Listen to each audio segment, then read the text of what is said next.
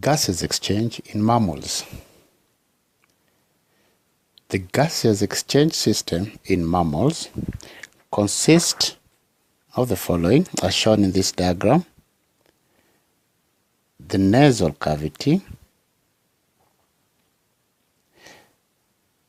the mouth is also considered to be part of the gaseous exchange system, the pharynx, the larynx,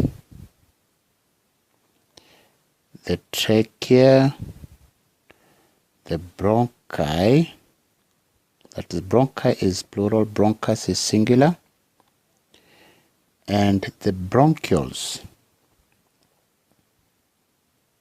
The nasal cavity contains hairs and mucus secreting cells.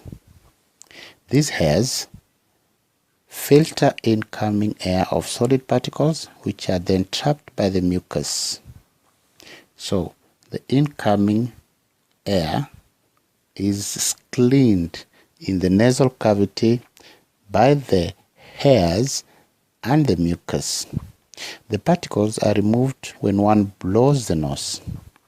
In addition, the nasal cavity has a rich supply of blood, which helps to warm and moisten the incoming air.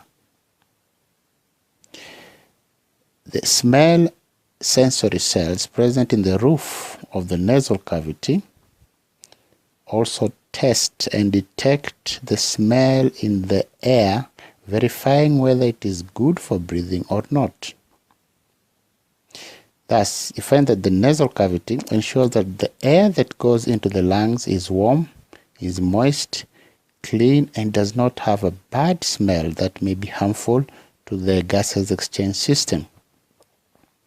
These protective functions of the nasal cavity show why it is a bad habit to breathe through the mouth.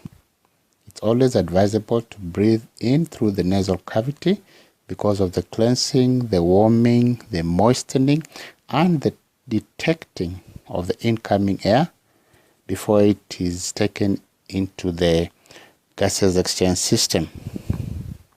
Now, the pharynx, also known as the throat, this part here, it is a part where the mouth cavity and the nasal cavity meet.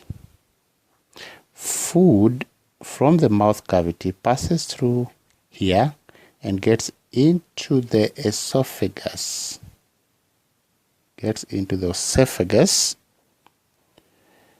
Through the opening into the esophagus. Now, it's very important that food gets into the esophagus and not into the trachea.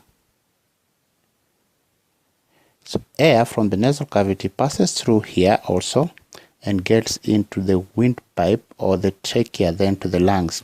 So food through the mouth is taken into the esophagus, while air from the nasal cavity gets into the trachea. Now, the opening or the first part of the trachea is called the larynx. The larynx is the first part of the trachea. Air enters into the larynx through an opening known as the glottis. That is the glottis. The opening known as the glottis here is through which air gets into the trachea. Above the glottis, there's a flap of cartilaginous tissue known as the epiglottis. Epiglottis closes the glottis during swallowing, preventing food or drink from getting into the larynx. However, this may occur accidentally, a situation that might lead to fatal suffocation. Choking and coughing are reflex actions that help to remove any foreign materials that accidentally enter the windpipe. So the epiglottis would close during swallowing to prevent solid particles from getting into the trachea, also known as the windpipe. Now, the larynx also contains the vocal cords. The vocal cords are the ones that produce sound when air passes over them. This is what enables us to talk. Now, the lungs, together with the bronchioles, are enclosed in a protective structure known as the thorax, or the thoracic cage, or the rib cage. The walls of the thorax consist of the ribs and the intercostal muscles that protect the lungs. The lower part of the thorax is formed by a sheet of muscles known as the diaphragm.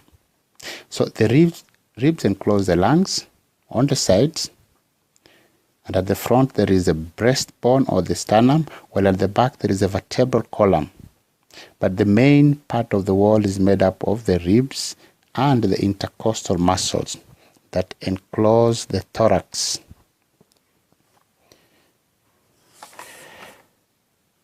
Now, from the larynx, this larynx, air would enter the trachea. Air would enter the trachea. Now, the trachea is a straight tube that lies directly in front of the esophagus. If I look at the structure of the trachea and the other air passages, so from the larynx, air enters into the trachea, which is a straight tube. The walls of the trachea are surrounded by C-shaped rings of cartilage. So these are the rings of cartilage.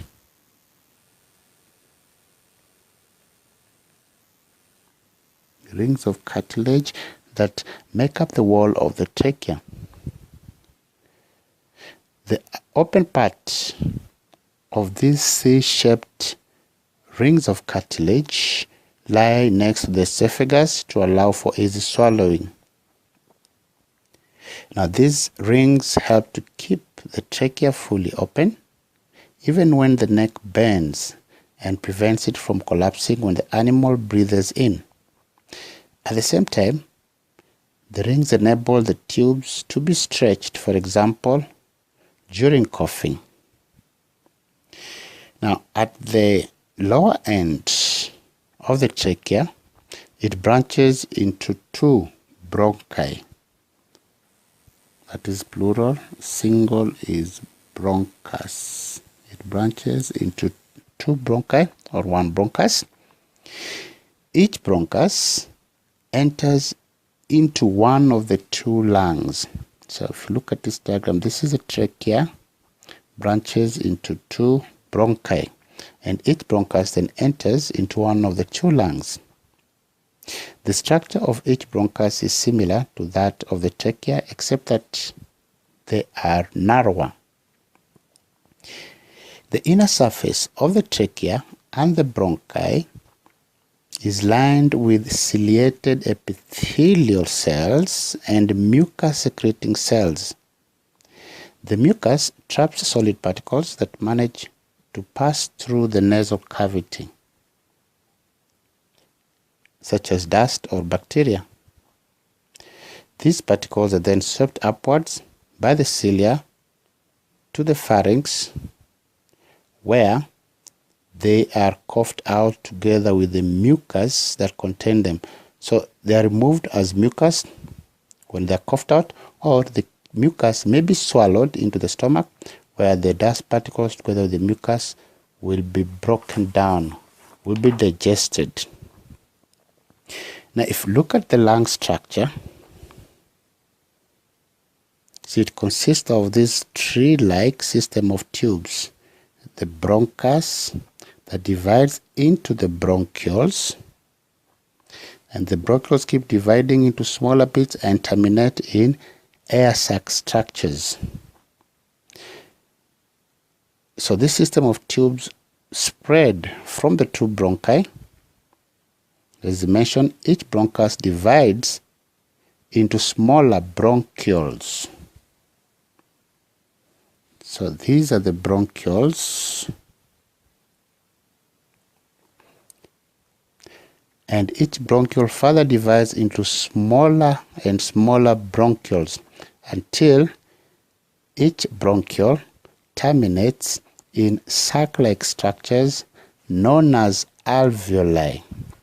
They terminate in sac-like structures known as alveoli.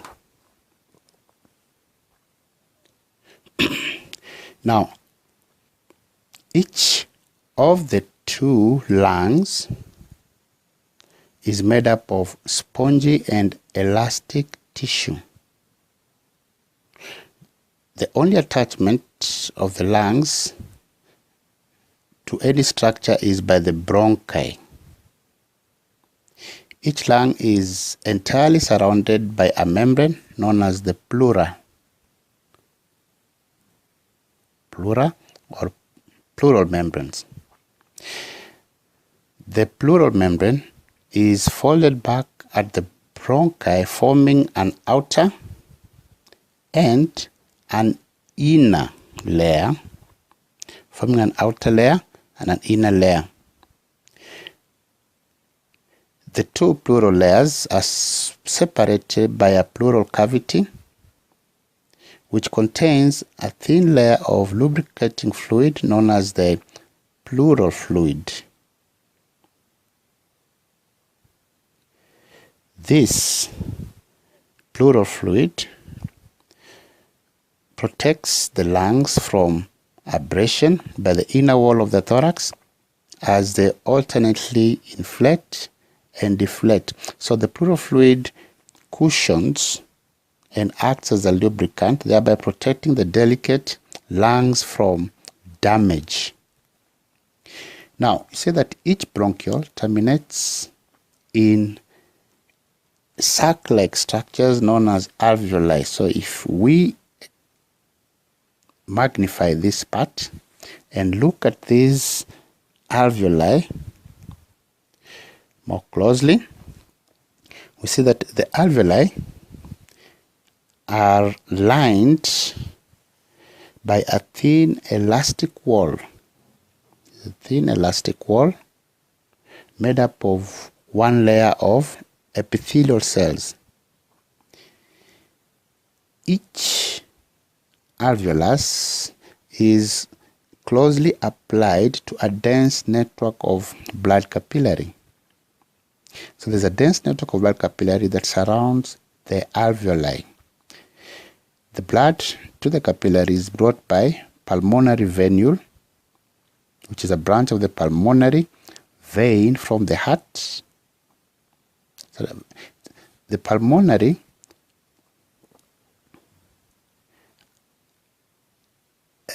blood vessels bring the blood to the alveoli for oxygenation. So the alveoli are the terminals of the bronchiole. They consist of numerous air sacs that are known as alveoli, which, as you shall see, are the effective structures for gaseous exchange. Now we look at the mechanism of breathing. Having looked at the structure of the gaseous exchange system, we look at the mechanism of breathing in humans. Now, the breathing movement is accomplished by changes that occur in the volume and air pressure of the thoracic cavity. So here we have the thorax or thoracic cage, which, as I mentioned, is made up of ribs, the sternum, and the vertebral column on the dorsal side. The sternum was on the ventral side, and then the ribs covers the lateral and most of the ventral side. So it is the changes in the volume and therefore the pressure in the thoracic cavity that bring about breathing process. So the thoracic cavity being enclosed by the ribs, which are attached to the vertebral column at the back, and the sternum in the front, make up the wall. The ribs are covered by intercostal muscles, and below the cavity, that is, there is a diaphragm. There will be a diaphragm on the lower side. The diaphragm is a muscular sheet of tissue extending across the floor of the cavity when the thoracic cavity, it's a sheet of muscles that extends across the floor of the cavity between the thoracic cavity and the abdomen. Actually, it is the diaphragm that separates the thoracic cavity from the abdominal cavity. It curves upward to form a dome-shaped structure. Now, breathing mechanism involves two processes of inspiration and inhalation. So, when the rib cage is moved by intercostal muscles up and outward, the volume of the thoracic cavity increases. And with the increase in the volume, there will be a drop in pressure, facilitating inhalation. In the same manner, when the rib cage is moved inward and downward by the intercostal muscles, together with the movement of the diaphragm, then the volume of the thoracic cavity decreases. With a decrease in the volume, there will be an increase in pressure and air is forced out of the thoracic cavity. So, if you look specifically what happens in the human thoracic cavity, during inspiration, inspiration is a process that occurs when the thoracic cavity increases in volume and therefore decreases in pressure. Now, a number of movements are involved during the enlargement of the thoracic cavity. During inspiration, the external intercostal muscles, because the intercostal muscles occur in pairs, there are those external intercostal muscles, and then there are the internal intercostal muscles. So during inspiration, the external intercostal muscles contract while the internal intercostal muscles relax. This movement pulls the ribs upward and outward. That is a contraction of the external intercostal muscles and relaxation of the internal intercostal muscles. The diaphragm at the same time, which is normally dome-shaped, has its muscles contracting and is thus pulled downward.